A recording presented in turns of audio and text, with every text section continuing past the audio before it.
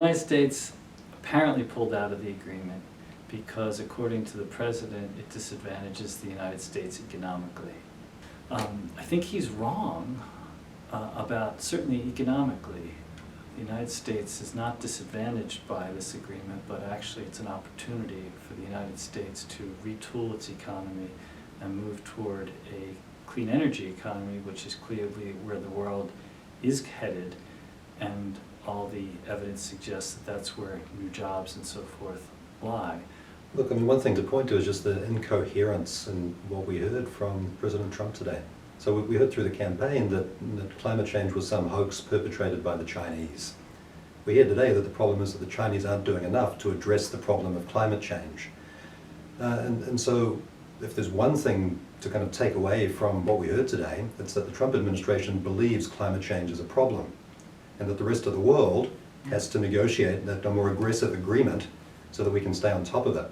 Then the coherence started to unravel even further, because what we heard then from Trump was that a more ambitious agreement is one that's going to impose more and more restrictions through time. And that's actually what this agreement needs to do, right? That's how this agreement was set up, and he's saying, no, that's bad for the American worker. And so it sounds like a better agreement is one that gets weaker through time. I could not make any sense of what was being said today.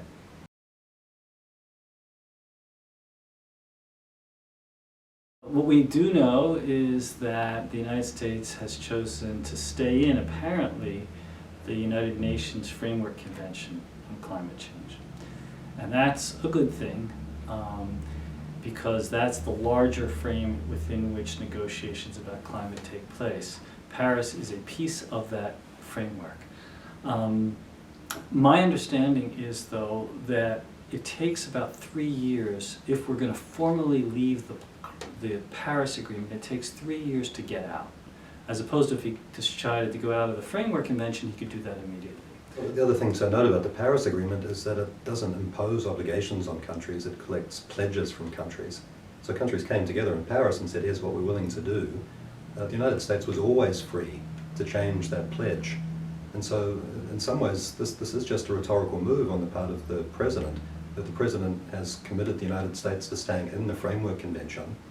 Then all we're really doing is changing what we pledged to do under the Paris Agreement, until we hear more about this formal process of Paris withdrawal and what that then means for US engagement ultimately with the international negotiations.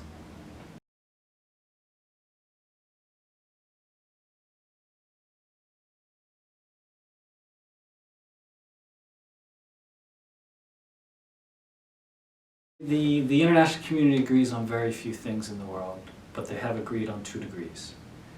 And so that's the target, and that's the whole purpose of Paris, is to stay under 2 degrees with actually a target of 1.5 degrees Celsius.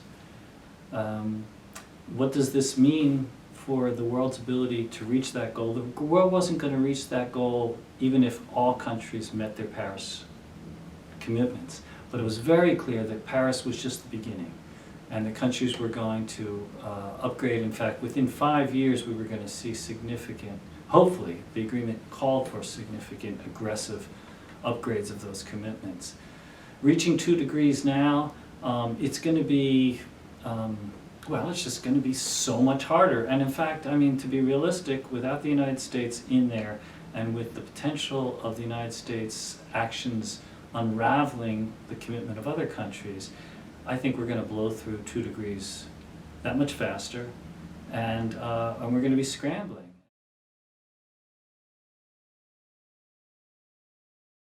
Because it seems like this is the question we're constantly asking ourselves after Trump takes again and again a decision that seems incredibly unwise, and then we're trying to kind of pull it apart and see if there's anything of value in it. So I mean, I appreciate the question, but it's like incredibly frustrating to have to answer it yet again.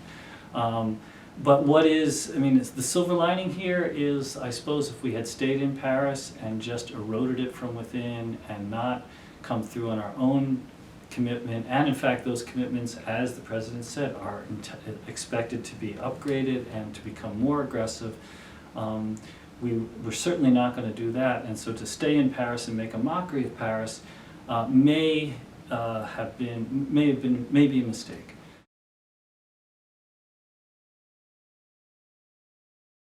In terms of moral leadership, in terms of world leadership, I think the United States has basically caved, or at least given up the ability to call itself the moral, political, or even technological leader anymore.